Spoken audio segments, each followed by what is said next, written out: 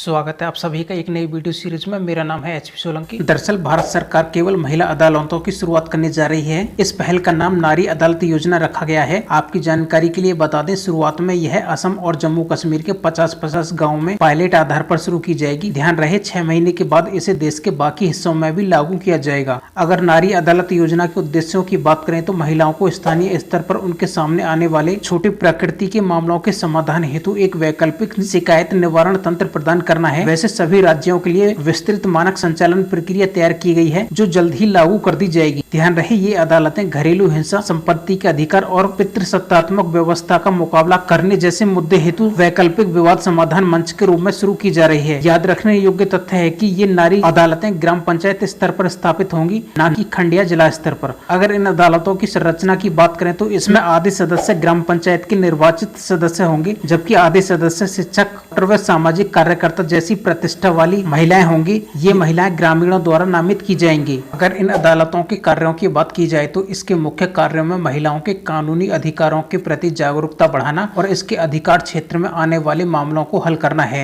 आपकी जानकारी के लिए बता दें, नारी अदालत या महिला अदालत न केवल व्यक्तिगत मामलों को संबोधित करेगी, बल्कि इन पहलों की प्रभावशीलता को बढ़ाने हेतु बहुमूल्य प्रतिक्रिया एकल करते हुए सरकार के तहत सामाजिक योजनाओं के प्रति जागरूकता भी बढ़ाएगी। महत्वपूर्ण जानकारी तो यह है कि यह मंच एक दबाव समूह के रूप में कार्य करेगा और अपने समुदाय के भीतर सलाहकारों और नेताओं के रूप में उनकी क्षमता का लाभ उठाएगा। एक बात और ध्यान रखने योग्य है कि नारी अदालत के पास कोई कानूनी दर्जा नहीं है। अब परीक्षा से संबंधित महत्वपूर्ण तथ्य देखें तो नारी अदालत योजना महिला एवं बाल विकास मंत्रालय द्वारा मिशन शक्ति के उप योजना के तहत संचालित होगी और इस योजना का कार्यान्वयन पंचायत राज मंत्रालय, ग्रामीण विकास मंत्रालय और इलेक्ट्रॉनिक्स और सूचना प्रौद्योगिकी मंत्रालय द्वारा कॉमन सर्विस सेंटर के माध्यम से किया जाएगा। ध्यान रहे यह योजना पारिवारिक महिला लोक अदालत से प्रेरित है, जो 2014 से राष्ट्रीय महिला आयोग द्वारा संचालित की जा रही थी। आप कुछ अतिरिक्त जानकारी देख लेते हैं।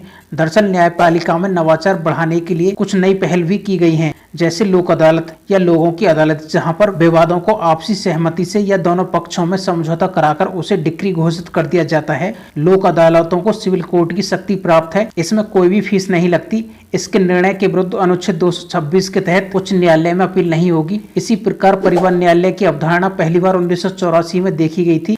वैसे शहर जहां 10 लाख से अधिक आबादी है, वहां पर परिवहन न्यायालय गठित किए जाएंगे, उच्च न्यायालय की सलाह पर राज्य सरकारों द्वारा। इसी प्रकार ग्राम न्यायालय 2 अक्टूबर 2009 को पहली बार अस्तित्व में आए थे। ये ग्राम न्यायालय 2 वर्ष तक की अधिकतम सजा देते हैं सिविल और आपराधिक मामलों में। इसकी अध्यक्षता प्रथम श्रेणी का मजिस्ट्रेट करेगा। इसी प्रकार मोबाइल कोर्ट की अवधारणा डॉक्टर APJ अब्दुल कलाम ने प्रस्तुत की थी। इस अदालतों को पहिए पर न्याय की भी संज्ञा दी जाती है। पहली मोबाइल अदालत 2007 में मेवात हरियाणा में शुरू हुई थी। इसी प्रकार फास्ट ट्रैक कोर्ट 11वें वित्त आयोग की सिफारिश के बाद अस्तित्व में आए थे। यहाँ पर केवल आपराधिक मामले आते हैं, न कि सिविल मामले। इसी प्रकार ई कोर्ट या वर्चुअल कोर्ट की अवधारणा कोरोना काल में देखी गई, जिनमें 40 तकनीकी सेवाएं शामिल हैं, जैसे वीडियो कॉन्फ्रेंसिंग के जरिए न्याय व अन्य सेवाएं प्रदान करना। आपको यह वीडियो सीरीज कैसी लगी? आप एचपी सोलंकी स्टडी को लाइक, शेयर और सब्सक्राइब कर सकते हैं।